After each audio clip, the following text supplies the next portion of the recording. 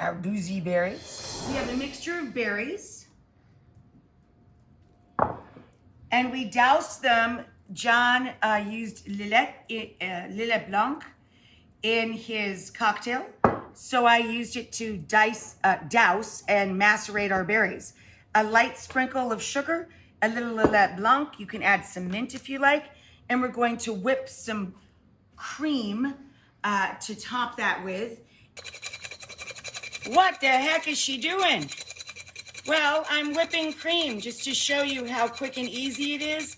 You put the bowl in the freezer until it frosts. I've literally been doing this for 1 minute. And we are just about perfect and right there. I don't think it needs sugar. If you want to add a pinch of superfine sugar or powdered sugar, of course. You can add a dab of liquor, but we have Lillet Blanc on our berries. And she's done. That's all it takes.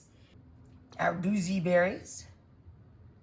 Oh, stunning. Oop, one jumped overboard there. Get back in there.